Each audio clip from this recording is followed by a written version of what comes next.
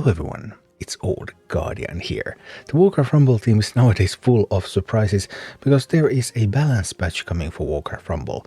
We have had very few balance changes for the game so far, but now there's some balance changes coming and they also announced them in advance.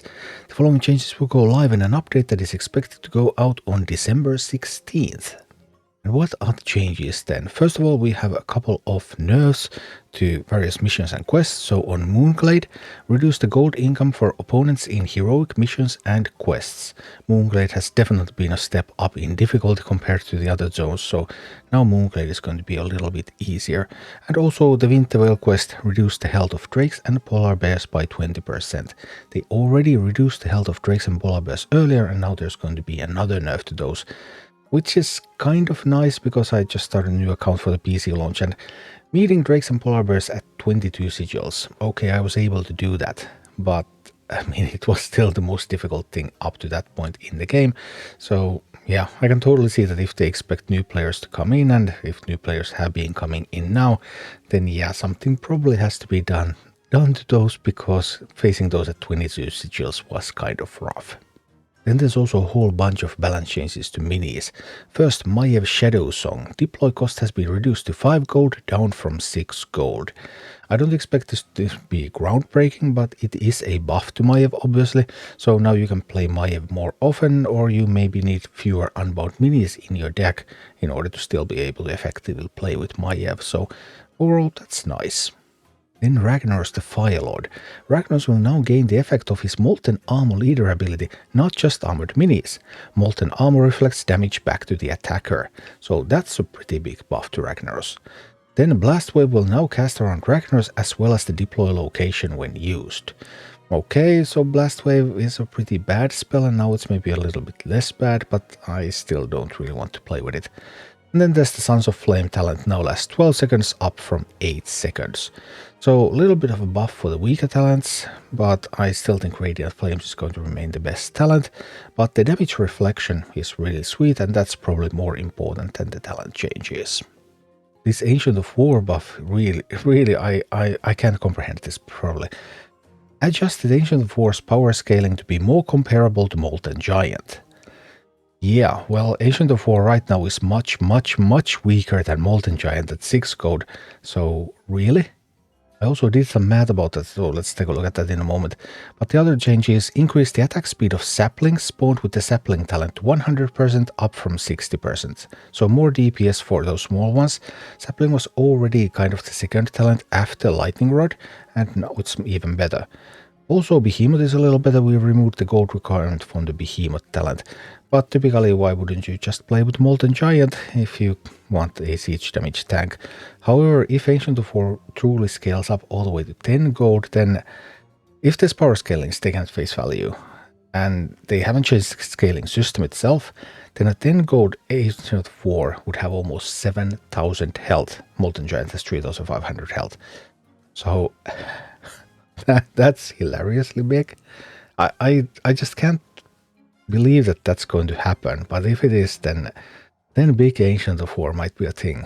If you don't have a Banish, if you don't have an Execute, how are you going to kill it? I don't even know. Anyway, Lightning Rod is still unique, Lightning Rod is still the top talent, and extra health, Lightning Rod is going to be even better. Then the buff that I'm most excited about, Arcane Blast. The Torrent talent requirement to level up has been reduced from 4 to 3. The talent now reads, gain a level after casting rank 3.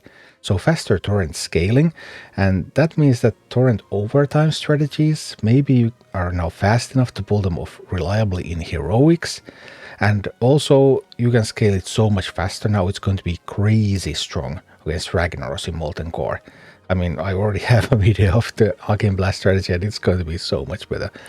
I mean, this might even make Torrent the best Arcane Blast talent in the future. Then a Blizzard buff, the damage bonus from the Brittle Ice talent has been increased to 50% from 30%. So that's more damage taken from physical sources, but I don't really see how that would change anything. Cold Snap is just so incredibly good. Bog Beast is also getting some buffs, and it's getting buffs through talents. We've increased the healing bonus to the Flourish talent to 50% from 30%. Okay, that's a lot of healing. We've increased the armor duration from the Living Wood talent to 30% from 50%.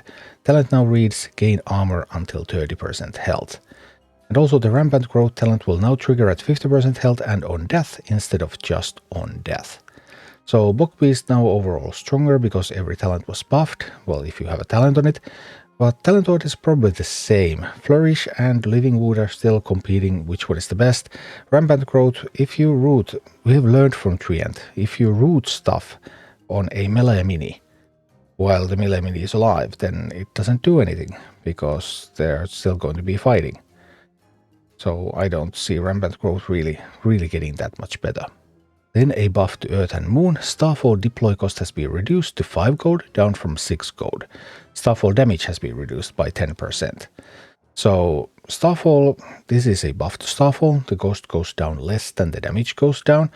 But Starfall wasn't the problem anyway. It's the entangling roots. You don't want to play with entangling roots, so you would ideally want to cast Starfall every time. And that's the problem. How do you get to cast Starfall every time?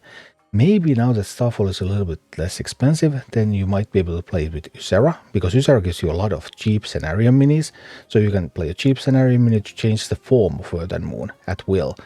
And with a cheaper Starfall, maybe there's something you can do with that, but I mean, Eclipse is just better, right? So why? And this is a really fun buff. Faerie Dragon speed has been reduced from fast to medium, and I think this is a buff. Because currently what happens is Faerie Dragon does its things and then it flies off and then it goes ahead of everything and dies. But now it gets to stay closer to your army and maybe even behind a tank sometimes, and then Faerie Dragon might actually live. And that's a buff. Then a couple of weird changes to Harvest Golem. The Trojan Chickens talent will now spawn 4 chickens on death up from 3, and the heal applied by the Bountiful Harvest talent has been increased by 25%. Well, the Trojan Chickens talent already summons 4 chickens, so I don't know if it's buffed to 5, if it's nerfed to 3, or if what. So I don't really know what's going to happen with that. And the Bountiful Harvest is still unlikely to be picked even after the buff. And finally, there are buffs to Moonkin. Deploy cost has been reduced to 3 gold, down from 4 gold. The request that everyone has been making, please reduce Moonkin cost. Now it's actually done.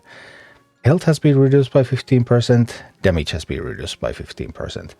That would mean that Moonkin would have around 380 health and deal around 63 DPS. I mean, 380 health, so now it dies to Deep Breath. It is still armored though, so physical damage has a hard time damaging it. It is quite sturdy for a 3-cost caster, but 63 DPS, that's almost the same DPS as Solo Murloc. So, yeah. Cost goes down more than the health and damage go down, but it's still a big beefy caster that doesn't really deal damage. But casters are supposed to deal damage, so Moonkin still has issues. Now, if only the Vengeance talent worked, because right now the Vengeance talent doesn't do anything. Taking damage increases casting speed. But if the Vengeance talent is fixed, then running Moonkin with Vengeance, and then while Vengeance is on, it gets a little bit more DPS, and maybe there's something to it at 3 cost, possibly. But yeah, a couple of really weird changes, a couple of changes I'm super excited about, especially the Arcane Blast one, and I am going to give Moonkin a try as well. So yeah, Rumble balance changes. We haven't had many, and now whole bunch at once. I mean, this is as many balance changes at once as we've had in a year, right? Something like that. So, alright. Looking forward to more activity from the Rumble team. It's looking good. Thank you for watching. Click like and subscribe if you enjoyed this, and a special thanks to all of my Patreon supporters, YouTube members and Twitch subscribers who make all of these videos possible.